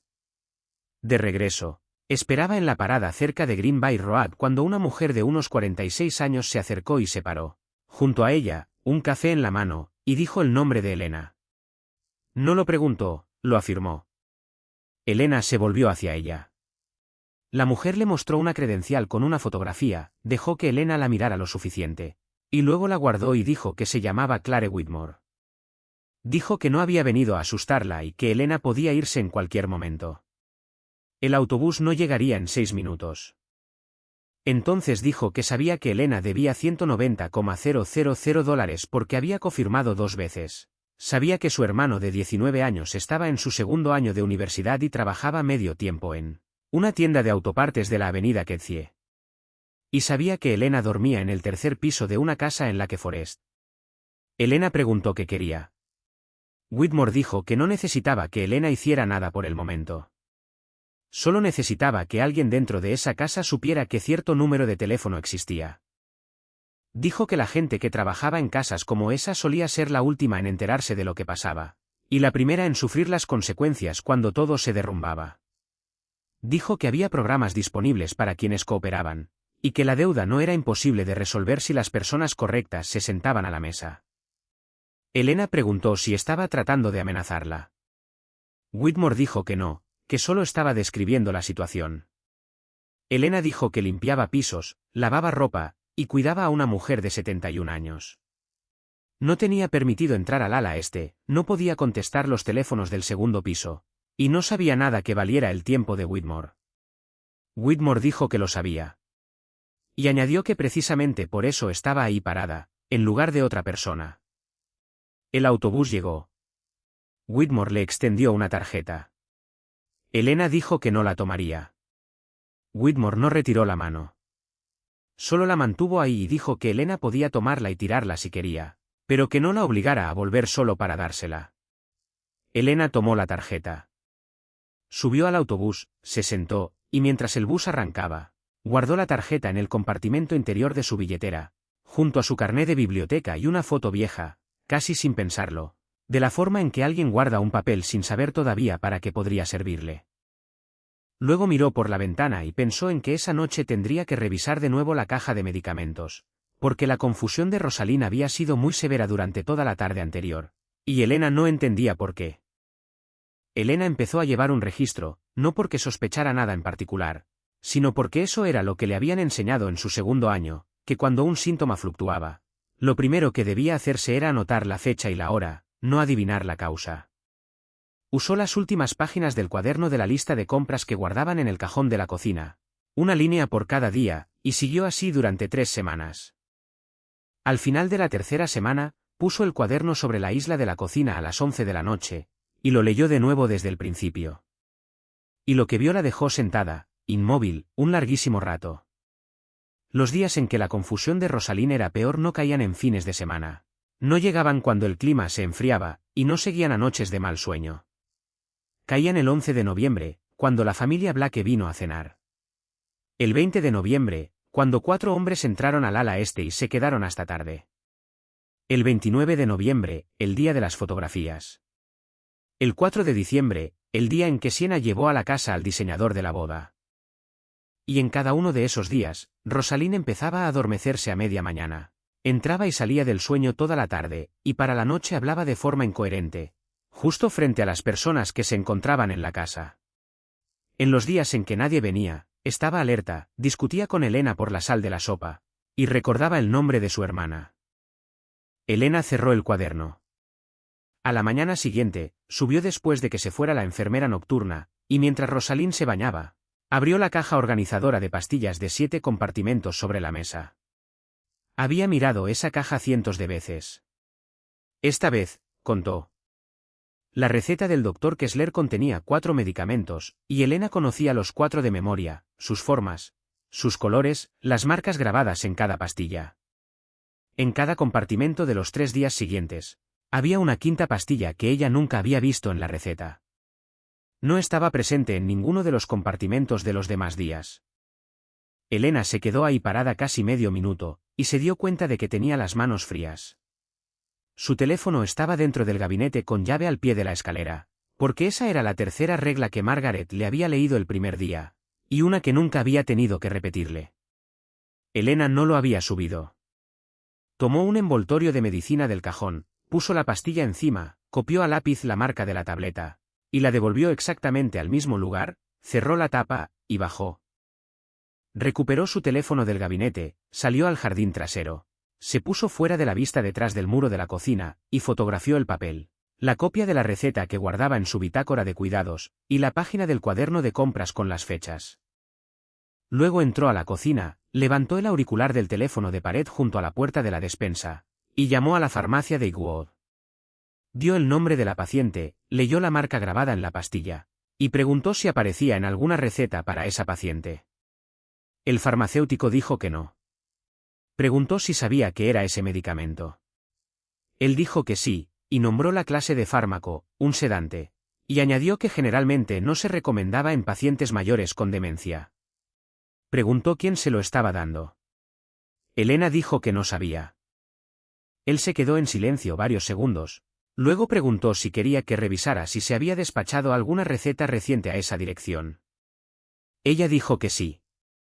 Él revisó, y dijo que se había emitido una receta a esa misma dirección bajo el nombre de otra persona. Un nombre que Elena jamás había escuchado, y que la había recogido una enfermera registrada. Luego leyó el nombre de la enfermera en voz alta. Elena conocía ese nombre. Era la enfermera nocturna que Siena había traído a la casa.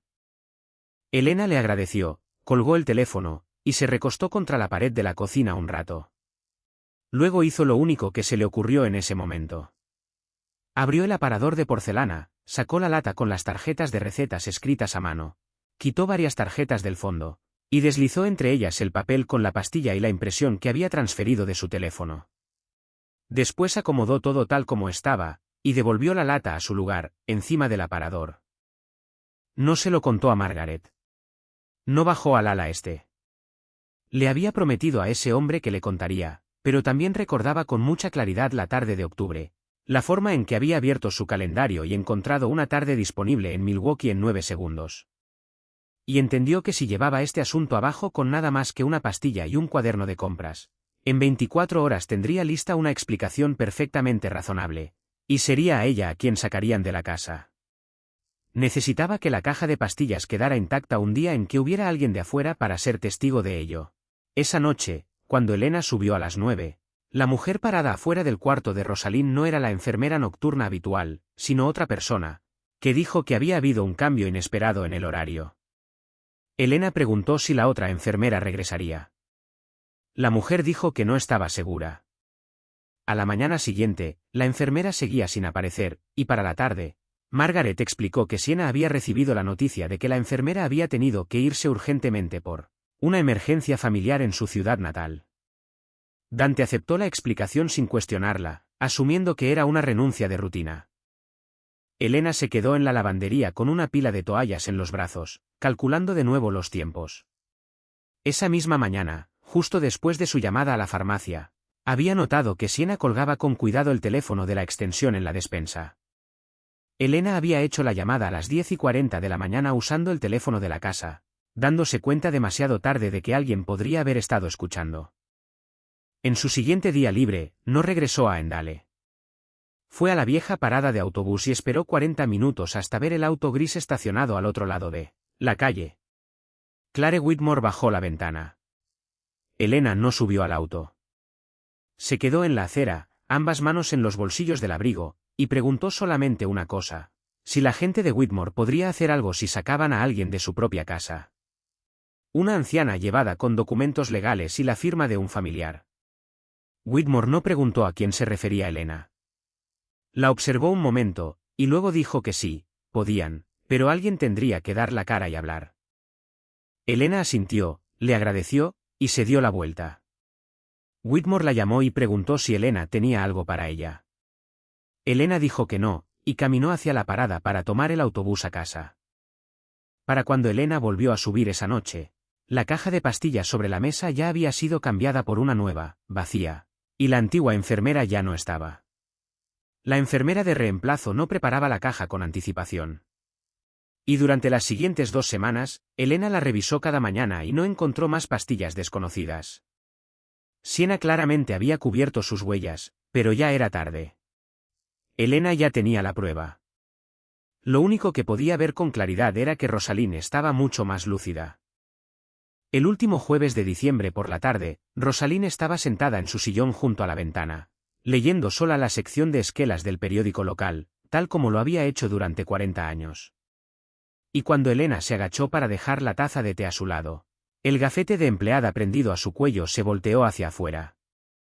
Rosalind lo tomó y lo sostuvo. Lo leyó, y no lo soltó. Le preguntó a Elena su nombre completo. Elena dijo Elena Novak. Rosalind preguntó cómo se llamaba su padre. Elena dijo que Peter. Rosalind bajó el periódico hacia su regazo. Preguntó dónde había trabajado. Elena dijo que en el puerto del distrito de Calumet, y que había muerto cuando ella tenía 12 años. La mujer se quedó inmóvil un larguísimo rato, tanto que Elena pensó que había caído de nuevo en uno de sus momentos de ausencia. Entonces Rosalind dijo que había conocido a su padre. Elena se enderezó. Rosalind continuó despacio, y su voz era muy clara, más clara de lo que Elena la había escuchado jamás. Dijo que, en aquel entonces, su esposo controlaba varios sindicatos del distrito portuario. Y que un otoño se envió un informe para que el capataz lo firmara. Un documento que decía que cierto cargamento había sido contado completo, cuando en realidad no se había contado en absoluto. Dijo que la mayoría de los hombres lo firmaron. Uno se negó. No alzó la voz, no presentó una queja, no denunció a nadie. Solo dijo que no firmaría su nombre bajo algo que no había visto con sus propios ojos. Y luego se fue a casa. Rosalind dijo que su esposo no le había puesto una mano encima. Lo remarcó, casi con amargura. Nadie lo golpeó. Nadie fue a su casa. No pasó nada, en absoluto. Simplemente, 2 semanas después, le quitaron sus turnos. Luego su nombre empezó a correr de boca en boca. Después de eso, ningún puerto desde ahí hasta Milwaukee, hasta Gary, o hasta Detroit, aceptó su solicitud de empleo. Dijo que así era como operaba su esposo. Y la gente siempre imaginaba que familias como la suya resolvían todo con violencia. Pero la violencia era ruidosa y dejaba pruebas. Mientras que esa lista era silenciosa, legal, e imposible de demostrar que hubiera existido jamás. Elena se quedó exactamente donde estaba. Recordó esos años. Recordó a su padre trabajando el turno de la mañana en un almacén, haciendo entregas por la tarde, y trabajando de noche en una gasolinera de la avenida Ketzie. 3 empleos, durante 4 años seguidos. Recordó cómo llegaba a casa casi al amanecer y se sentaba en los escalones de la entrada un largo rato, quitándose los zapatos porque tenía los pies hinchados. Recordó a su madre diciéndoles a los vecinos que la familia atravesaba un momento difícil.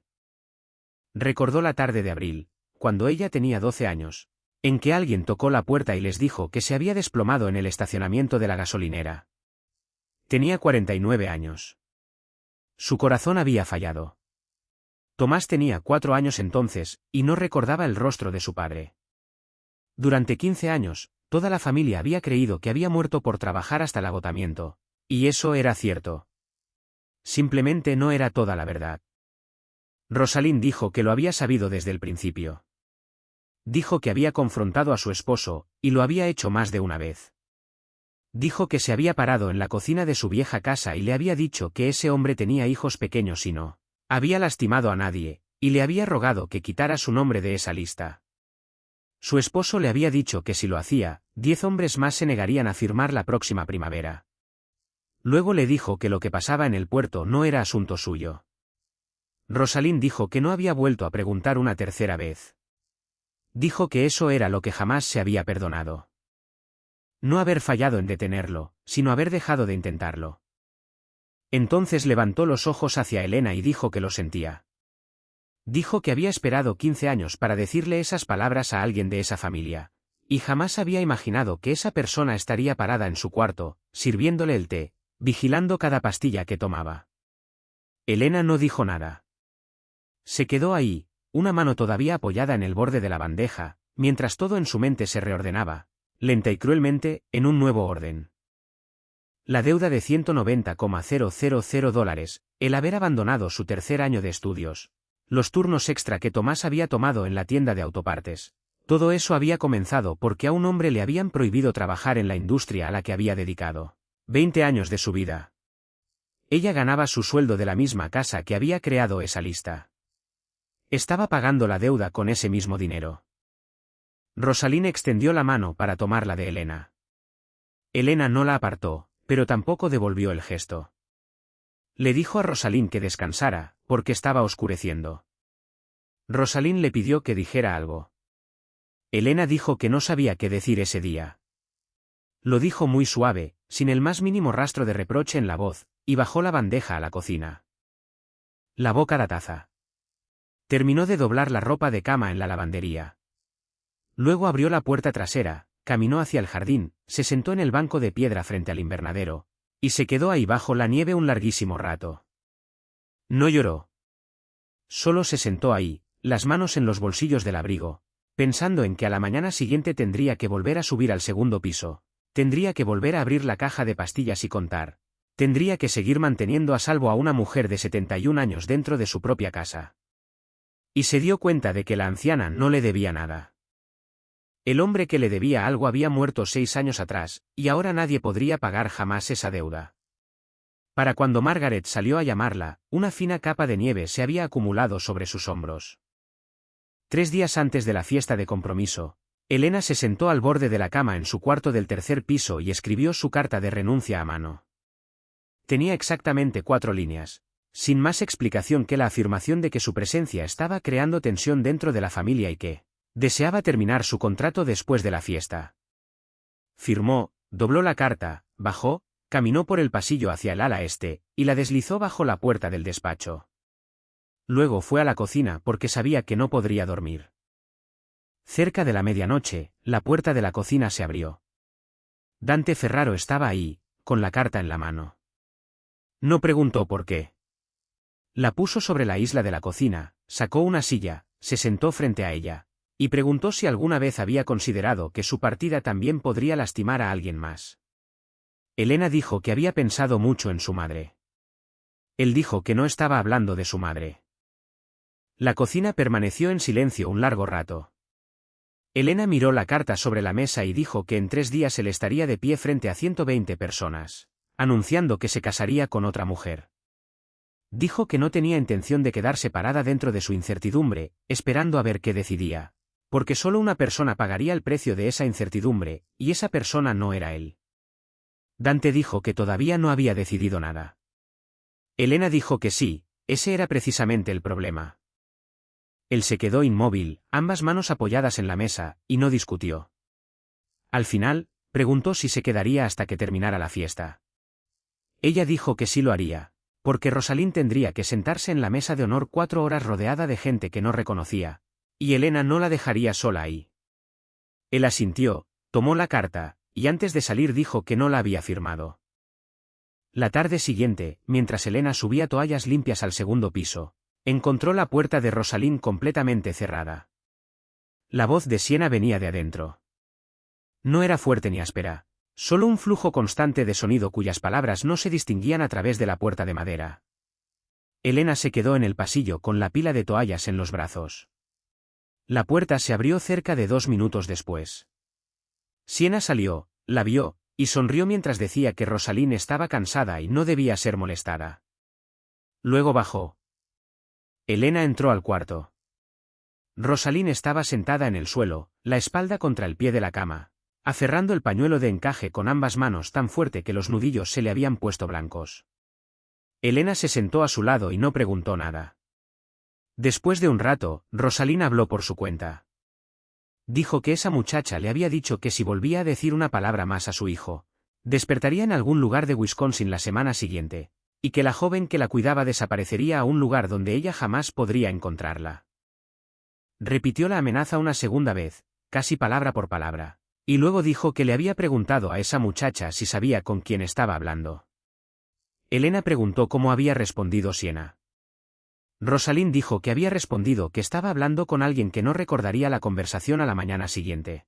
Entonces Rosalind se giró hacia Elena y dijo que hoy lo recordaba todo. Recordaba cada palabra. Elena la ayudó a volver a la cama, y Rosalind mantuvo el pañuelo de encaje en su regazo el resto de la noche. Cerca de las 10, después de que Rosalind se durmiera, Elena enderezó la mesita de noche que se había volcado mientras la anciana estaba en el suelo. La pequeña grabadora estaba debajo de la mesa, la tapa trasera abierta. La luz apagada porque la batería se había agotado. Elena la recogió. La casa no tenía ese tipo de batería, así que tuvo que bajar a la cocina a buscar entre los cajones, y ya casi eran las 11 cuando logró reemplazarla. Había 47 grabaciones en el aparato. La mayoría eran fragmentos breves, nombres de personas, fechas de citas, una grabación de Rosalind recitando una receta de pastel, y otra de ella simplemente cantando. Elena escuchó rápido cada una para ver si había algo que debiera copiar en la bitácora de cuidados. La grabación número 29 duraba 41 segundos. Se escuchaba viento de fondo, junto con el sonido lejano de una podadora de rosales. Elena escuchó la grabación completa una vez, la detuvo, se quedó inmóvil y luego la escuchó una segunda vez. Después se quitó los audífonos, puso la grabadora sobre la mesa, y se quedó en la oscuridad un larguísimo rato. A las 7 de la mañana siguiente, usó el teléfono de la cocina para llamar a la clínica del Dr. Adrien Kessler y pidió hablar directamente con él, sin pasar por su asistente. Le leyó las marcas grabadas en la pastilla, le leyó las fechas del cuaderno, y le dijo el nombre bajo el cual se había emitido la otra receta. Él se quedó en silencio un momento, luego preguntó si todavía tenía alguna de las pastillas. Ella dijo que sí. Él le dijo que Rosalind no debía dejar de tomarlas de golpe bajo ninguna circunstancia, porque en una paciente mayor, suspender ese medicamento repentinamente podía ser más peligroso que continuarlo. Dijo que él mismo reescribiría el plan de tratamiento y reduciría la dosis gradualmente bajo su supervisión. Luego preguntó si alguien más en la casa sabía de esto. Elena dijo que no. Él preguntó cuándo podría ir sin llamar la atención. Elena dijo que había una fiesta en la casa el sábado por la noche, y que él ya estaba en la lista de invitados. Kessler dijo que llegaría una hora antes y examinaría a Rosalind antes de que la casa se llenara de gente.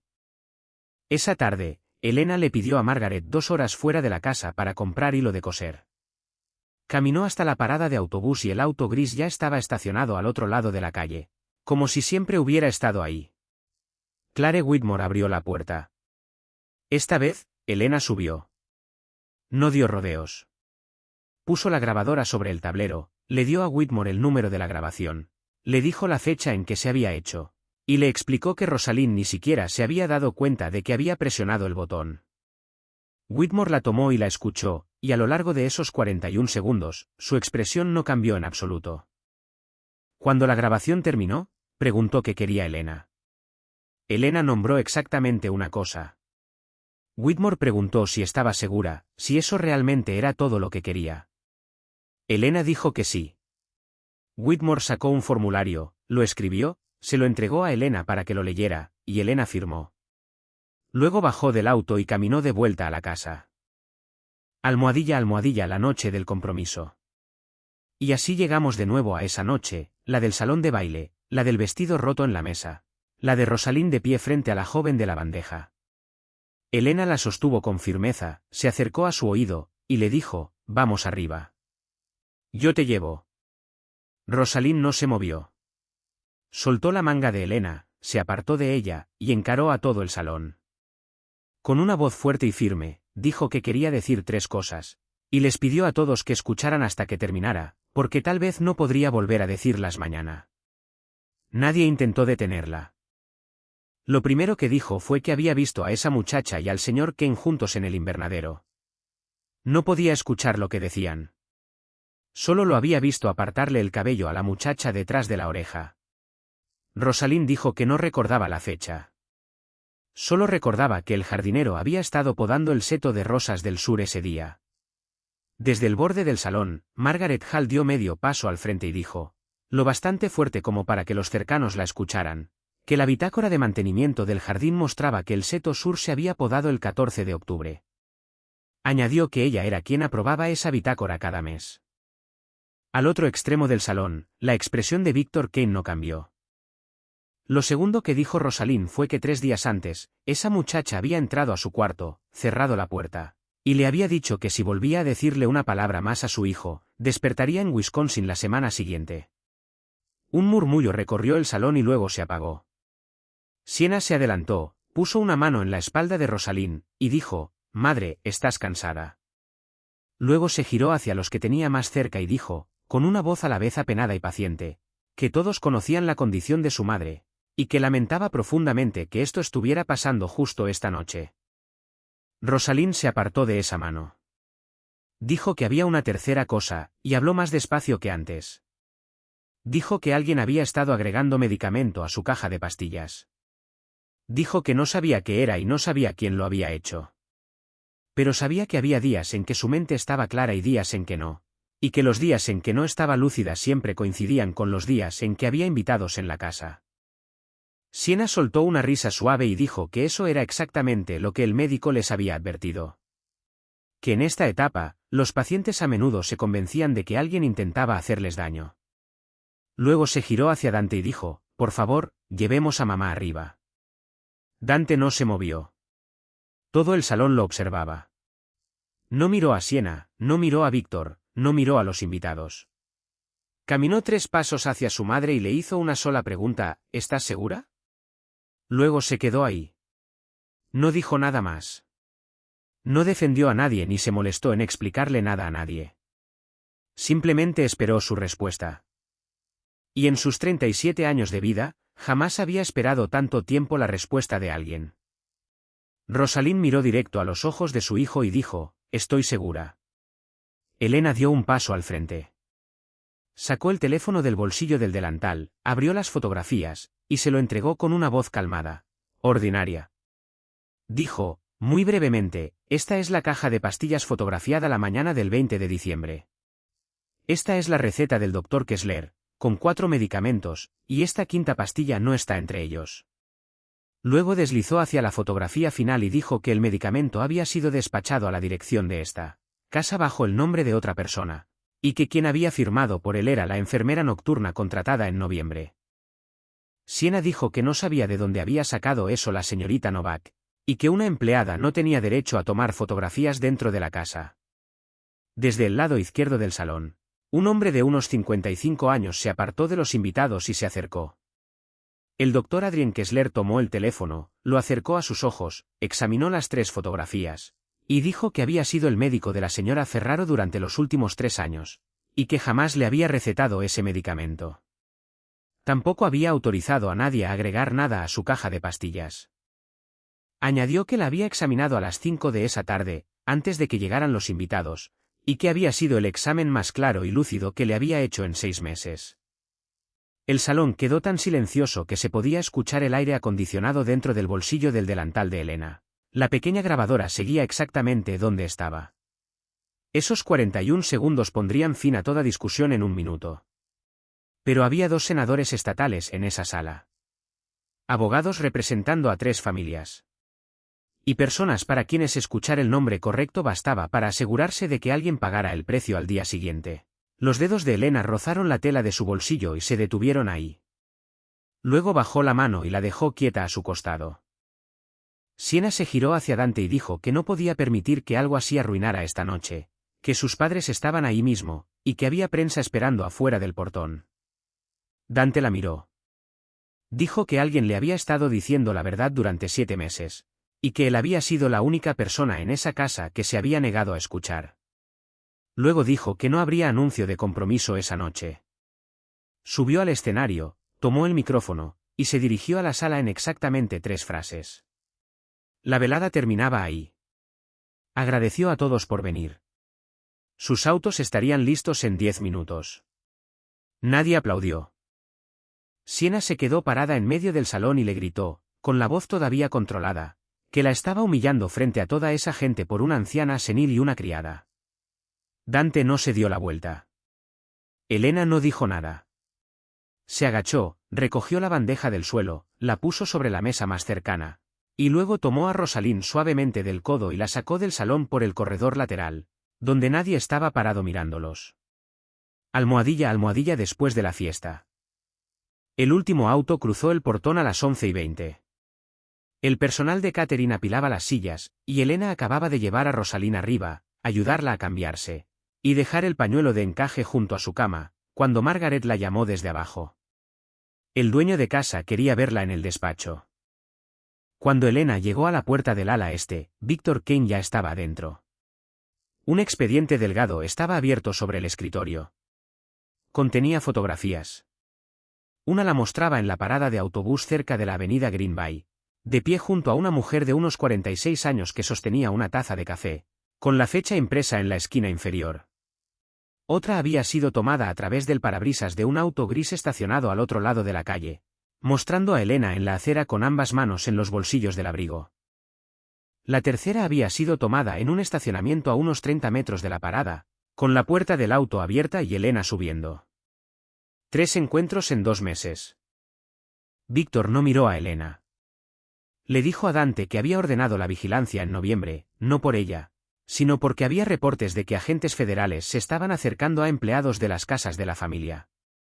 Dijo que había planeado reportarlo después de la fiesta de compromiso para no arruinar la ocasión. Luego, con voz perfectamente calmada, soltó la frase final: esa noche, Dante había terminado su compromiso frente a 120 personas para tomar el partido de alguien que se había reunido en privado con un agente federal 3 veces en 2 meses.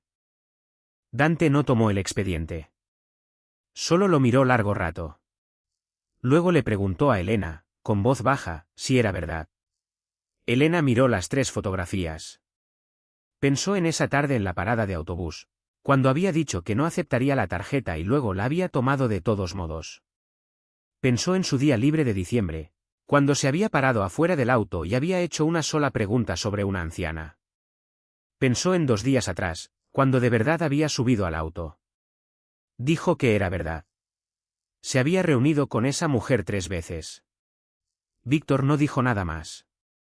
No hacía falta. Dante preguntó qué le había dado a esa mujer. Elena abrió la boca y se detuvo. Pensó que si revelaba esos 41 segundos, una persona más en ese cuarto sabría que la grabación existía, y esa persona estaba de pie a 2 pasos de ella.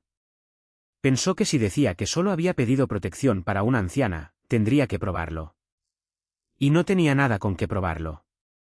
Miró al hombre sentado detrás del escritorio, el mismo hombre que apenas 1 hora antes se había parado en medio del salón esperando la respuesta de su madre, y dijo que no podía demostrar algo que no había hecho.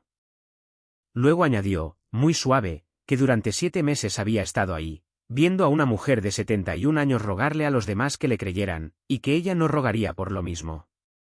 Le dijo que creyera lo que le resultara más fácil creer. El cuarto quedó en silencio. Dante no hizo más preguntas. Tomó el teléfono del escritorio, llamó abajo, y le dijo a Nico que llevara a la señorita Novak a su casa, que la acompañara hasta la puerta, y que se asegurara de que estuviera a salvo. Luego colgó y le dijo a Elena que podía subir a recoger sus cosas. Elena se quedó ahí 2 segundos más. Pensaba decirle que Rosalind estaba siguiendo el nuevo plan de tratamiento del Dr. Kessler y necesitaría supervisión cercana las primeras 3 semanas, pero Víctor Kane seguía ahí parado, y comprendió que cualquier cosa que dijera ahora se volvería una razón para explicar por qué quería regresar. Le deseó buenas noches a Dante y salió. Le tomó 7 minutos empacar. No subió al segundo piso. Dejó la bitácora de cuidados sobre la mesa de la cocina, abierta en la página con el nuevo plan de tratamiento, y dejó la lata de recetas exactamente donde siempre había estado, sobre el aparador de la cocina. Nico la llevó a la estación Union. En el camino, le preguntó si estaba bien, y ella dijo que sí. Él no preguntó nada más. Ella tomó el último tren rumbo a la ciudad. De vuelta en la casa, poco antes de la 1 de la madrugada, Rosalind despertó y llamó a Elena. Nadie respondió. Se bajó de la cama, salió al pasillo, y fue a buscarla. Abrió la puerta del cuarto del 3er piso y encontró el armario vacío. Después dijeron que había empezado a gritar, que había apartado las manos de Margaret de un empujón, y que repetía una y otra vez que se la habían llevado. Se negó a sentarse. Para las 2 de la madrugada, su presión arterial se había disparado, y ya no reconocía a nadie en el cuarto, ni siquiera a su propio hijo. La ambulancia llegó a las 2:20 y la llevó al hospital de Evanston. Elena recibió el mensaje de Nico cuando el tren ya llevaba más de 20 minutos en marcha. Solo tenía unas pocas palabras, que habían llevado a la anciana al hospital, y que pensaba que Elena debía saberlo. Lo leyó 3 veces. Abrió sus contactos y encontró el número de Margaret, y se detuvo. Pensó en que si volvía ahora, todo lo que Victor Kane acababa de decir se volvería verdad a los ojos de todos en esa casa, y tendrían una razón para no dejarla acercarse a Rosalind nunca más.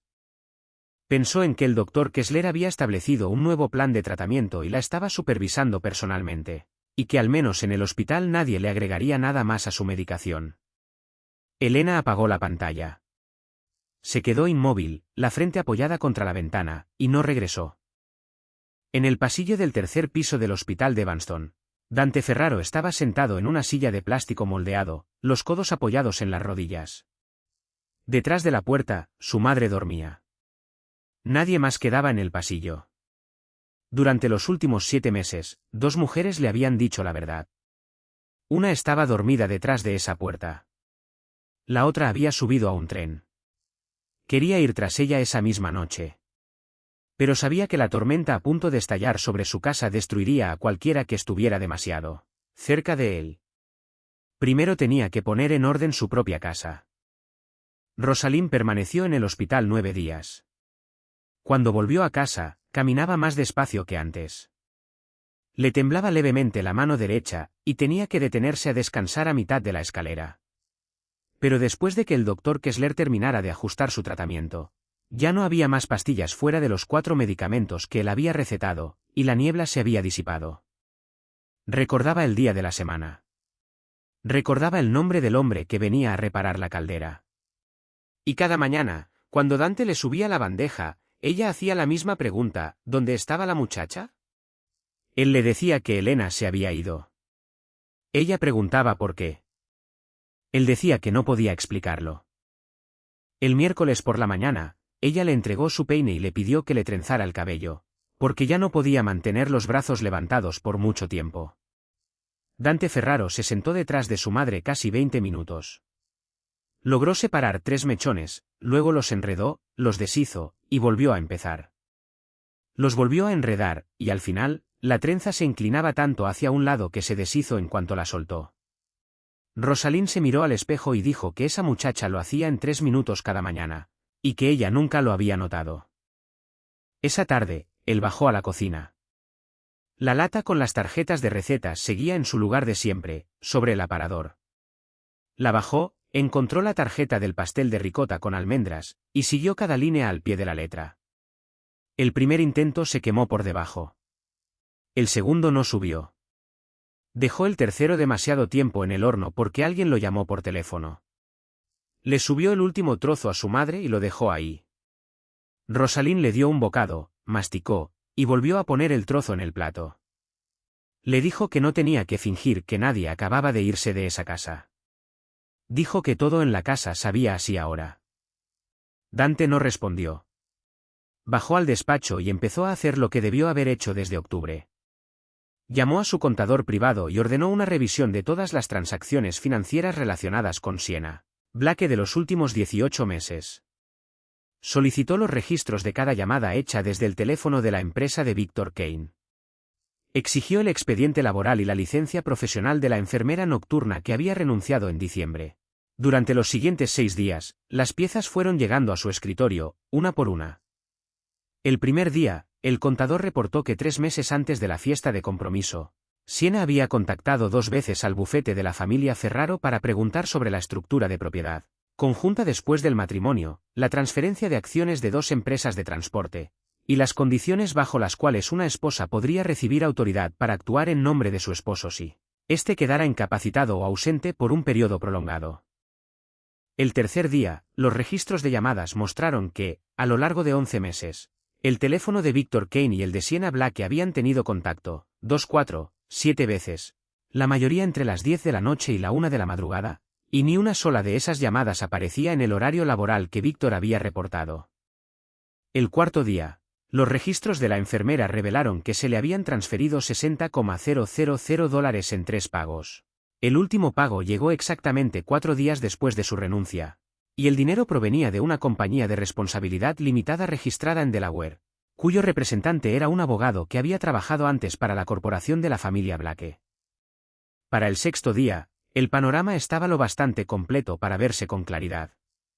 Una vez que Sienna se casara con Dante, obtendría poder legal sobre los activos legítimos, y bajo la cláusula que le otorgaba autoridad si su esposo permanecía ausente por un periodo prolongado, controlaría la firma.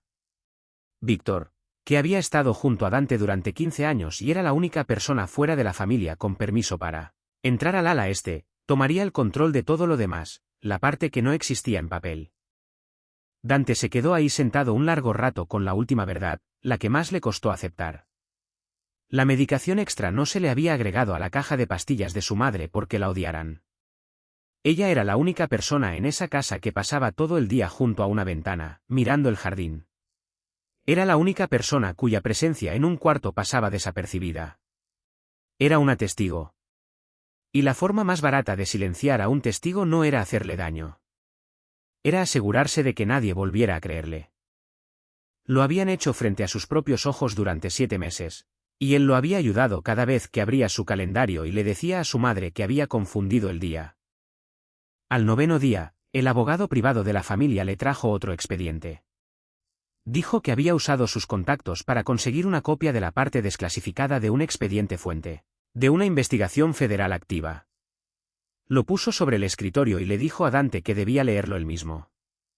En la lista de evidencia proporcionada por la fuente había una sola entrada, un archivo de audio de 41 segundos, grabado al aire libre el 14 de octubre.